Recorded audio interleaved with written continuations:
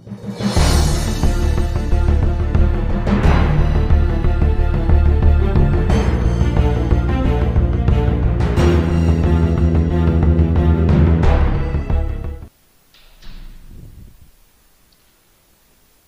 friends, welcome to this video. This is Rohit. In today's video we will try to understand concept of C++ data types.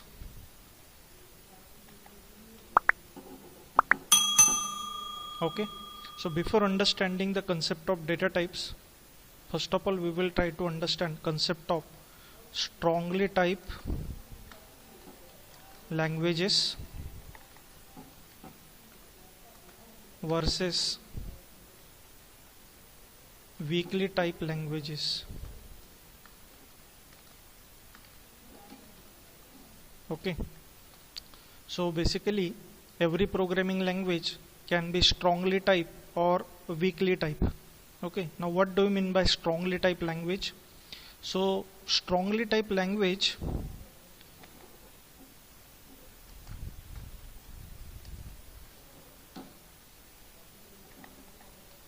basically enforces us to declare the data type of variable while creating it. Okay, so in strongly typed languages we must have to define the data type of variable while creating it. Okay, so for example C, C++, Java, all these languages comes under category of strongly typed language. Why? Because while declaring variable in C, C++, Java, we have to specify the data type of variable. Okay, it enforces us to specify the data type of variable while creating it. Okay, that's why these languages are called strongly typed languages, where we have to specify the data type of variable while creating it. So for example, how we create variable in C language? So we write data type followed by variable name followed by semicolon, like this. So here this statement is declaring one variable having name A and data type integer. So this will be integer variable. Okay, in C++ as well, same statement you can use for creating integer variable. So data type specifying is mandatory in strongly typed languages. Okay, now we will try to understand what will be weakly typed languages. Okay, it will be exactly opposite or contrast to strongly typed languages. While creating variable in weakly typed languages, we do not have to specify the data type of variable. There is no force to specify the data type of variable.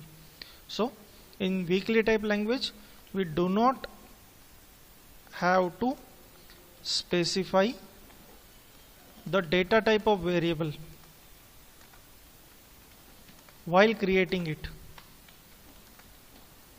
Okay, so for example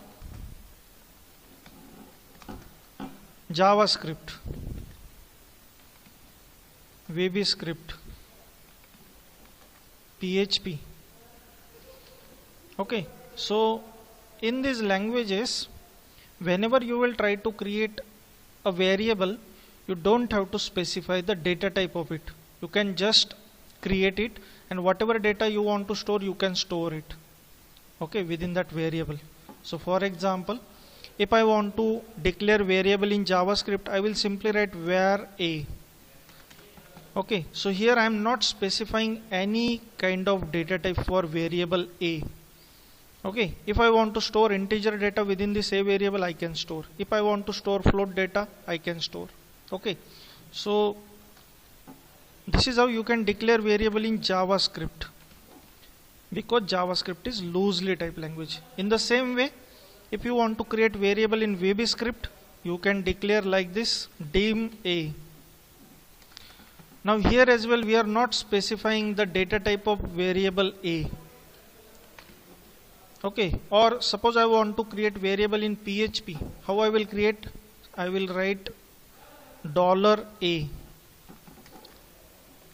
Okay, so if you observe all these three statements of JavaScript, VBScript and PHP, we are creating variable A without specifying the data type of variable A. That's why these languages are called weakly type language. Whereas in C, C++, Java, while declaring variable, we must have to specify the data type of variable. It is mandatory. Okay, so today we are going to discuss C++ data types, and C++ is a strongly typed language. That's why while creating variables in C++, we must be aware about the concept of data types.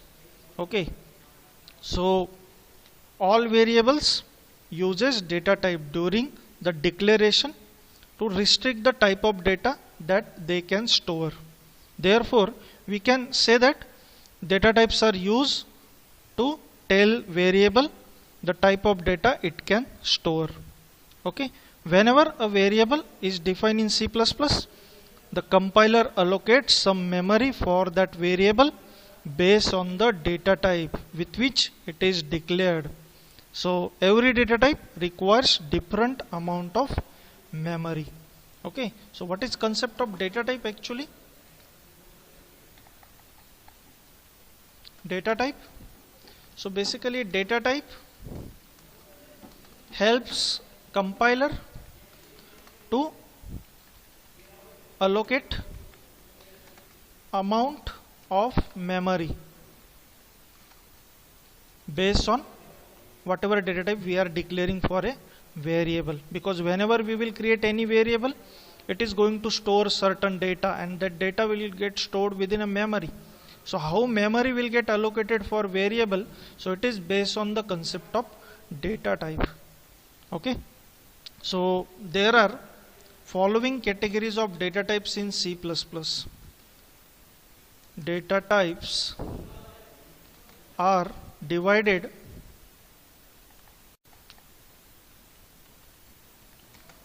in following categories or types. Okay, first one is primary data types or primitive data types.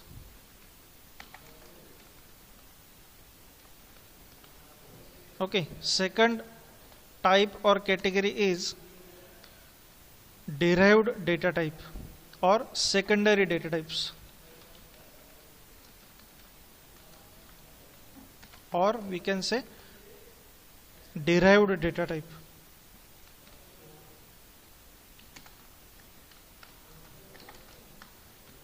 And third category we have user defined data types.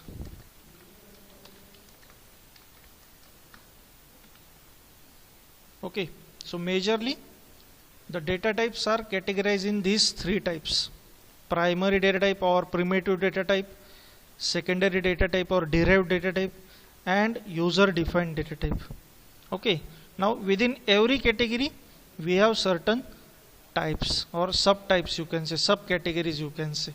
Okay, now first of all, within this primary data type or primitive data type, we have following subtypes. Okay, so first of all we have integer,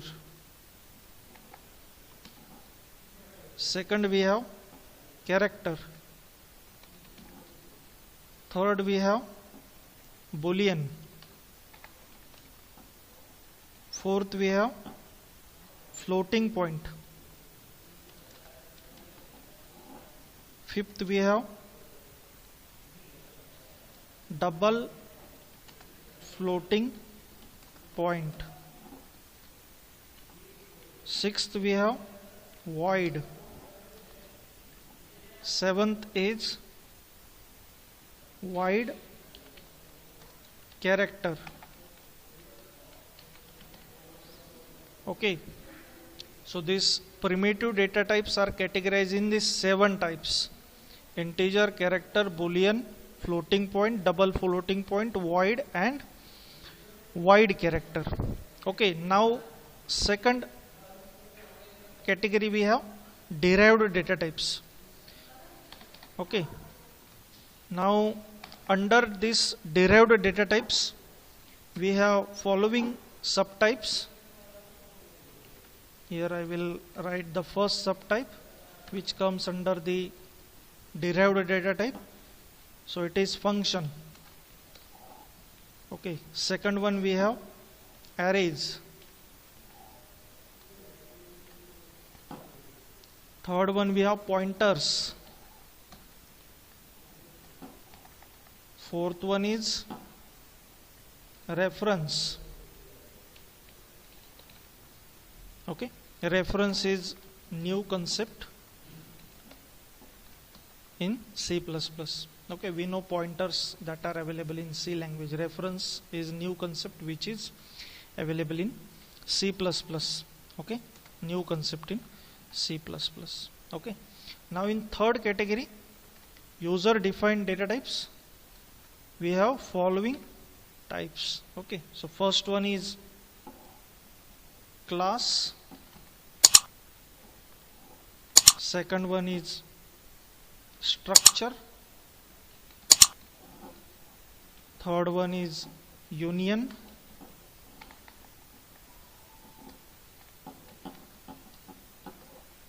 fourth one is enum, and fifth one is type def. Okay, so this is how the categorization of data types is available within C++. Okay, in today's this video we will try to understand primitive data types or primary data types. Okay, so these primitive data types are built-in data types or predefined data types, and user can directly use these data types for creating variable of integer, character, boolean, floating point, or double floating point. Okay, so we don't have to create them, we can directly use them. These are the basically primitive data types. Okay, so in case of derived data type, so these data types are basically derived from the primitive data types, or in order to create these functions, arrays, pointers, we need to use these primitive data types. That's why these data types are called derived data types. Okay, and in case of user defined data type, these data types can be created by user in order to store the data as per his requirement. Okay, so custom data can be stored in classes, structure, union, enum, or type def. Okay, that's why these data types are called user defined data types. Okay, now we will try to understand primary data types. Okay, so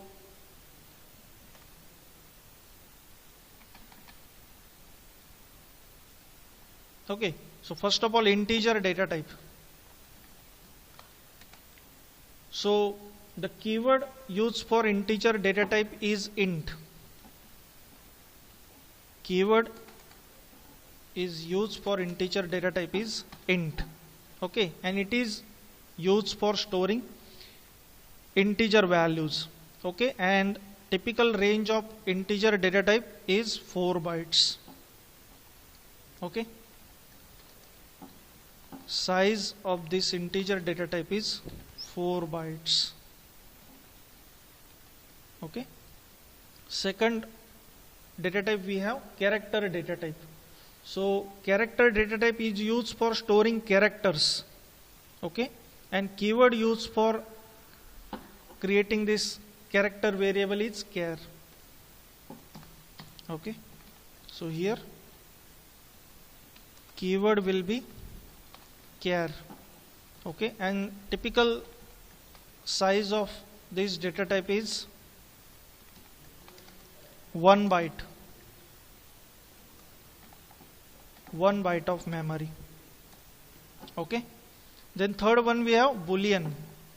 Okay, so for creating boolean variable, we have to use keyword bool. Okay, and it stores only two possible values, true or false.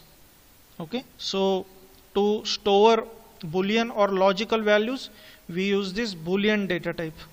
Okay, next we have floating point. Okay, so in case of floating point, it is used for storing single precision floating point values or decimal values. Okay, so keyword used for this floating point data type is float. Okay, and these variables having size in range of 4 bytes. 4 bytes of memory space it requires. Then we have floating point, double floating point. Okay, so double floating point data type is used for storing double precision floating point values or decimal values, and we have to use keyword double. Okay, and typically they required 8 bytes of memory space. Okay, then we have void. So void means without any value. Okay, so void data type represent a valueless entity. So for example, if your function is not returning any value, you write void and your function name, means the function is not going to return any value. So typically it is used with functions or pointers. Okay, and last one you have void character. So void character data type is used as a character data type, but this data type has size greater than the normal 8-bit data type. Okay, so it is represented by wchar underscore t. Okay, and it is generally having size 2 or 4 bytes. Okay, so this is what we have, these all primitive data types. Okay, then one concept we have in C++ data types, the data type modifiers. Data type modifiers. So from their name you can understand the data type modifiers are used with built-in data types to modify the length of data that particular data type can hold. Okay, so their role is to modify the length of data that particular variable can store. Okay, so whatever default size we have for every primitive data type, that you can modify. Okay, so the amount of data that can stored within particular variable will get changed. So basically we have 4 types of modifiers. So first one is called sign, second one is called unsign, third one is called long, and fourth one is called short. Okay, so these 4 types of modifiers we have. So while creating variable of primitive data type, we can use these 4 type of modifiers as per our requirement. So what this sign represent? This sign basically represent that variable can store both kind of value, positive or negative. Okay, so whenever you will create variable with modifier sign, it will be able to store both kind of values, positive or negative. Now second one you have unsign. So with unsign you can store only positive values into variable. Okay, unsign means there will be only one sign, positive. There will be no question, there will be no discussion about negative values, only positive value you can store. Then third one you have long. So this basically allow to store 4 bytes or 8 bytes of data. And short, this basically allow to store 2 bytes or 4 bytes of data. Okay, so first 2 modifiers are regarding whether they allow to store positive or negative value, and the rest of 2 are about how much data we can store. That's why we have long and we have short. So these are the 4 modifiers that you can use while creating your variables. Okay, so this sign and unsign, these two modifiers can be used with integer, character, or basically you can use it with long prefix. Okay, this long you can use with integers and doubles. Okay, and this short can be used with integer. Okay, so this is what the concept of modifiers in C++.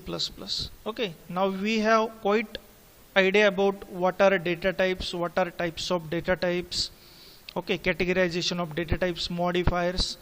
Now based on this we will try to understand one sample program which will be printing the size of data type. Okay, so to understand program, let's move to the coding part. So I have this main function, and within this main function we will try to print the size of different data types. Okay, so for this we will use size of function or operator which will return the size of specific data type whichever we will pass to it. Okay, size of, having syntax like this, size of, and here we need to pass data type. Okay, so we will try to use size of function here in this program. Okay, so first of all we will print the size of character data type. So I will write size of char, and here I will write size of operator, and I will pass char data type to it. Okay, and then I will write in front of it bytes because we want to store, or we want to print the size in bytes. Okay, and then I will put endl for ending this line. Okay, so one line we have written. Let's try to build this program and see what output we will get. To build this program I will press Ctrl B. Building is started here, you can see. Okay, so here you can see output size of char is 1 byte. Okay, so in the same way now we will try to print size for different data types. I will copy this statement so it will save our time. Okay, now I will just modify this cout and the size of operator. Okay, next we will try to print size for int data type. Now here for size of operator I will pass int. Okay, now I will copy this again, I will paste it. Now I will modify it for short int. This is modifier now. Here I will pass short int. Okay, I will copy this again. Now we will modify it for long int. Only modifier we will get changed now here. Long. Here as well it will be long. Okay, again I will paste, and I will modify it now for sign long int. Okay, so here will be sign long int, and here as well I will change sign long int. Okay, next I have unsign long int. Sorry, I will copy this. It will be unsign long int. Okay, so simply I will change it unsign long int. Next I have float. So here I will modify float. Same I will pass to this size of operator. Next I will try to print size for double. I will copy this. Here I will change it to double, and same I will pass to the size of operator. Then I will try to print size for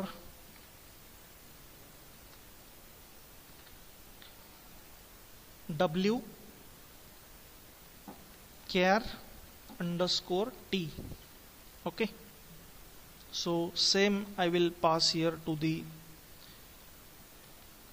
size of operator. Okay, so like this we have listed various primitive data types here, and we are trying to print their size in bytes with help of this size of operator.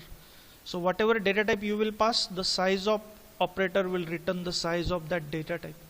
Okay, so this is basically used in dynamic memory allocation, because at runtime whatever data type you will pass, that much of bytes of memory will get allocated. So this size of operator having important application in C++ language. Okay, so our program is ready.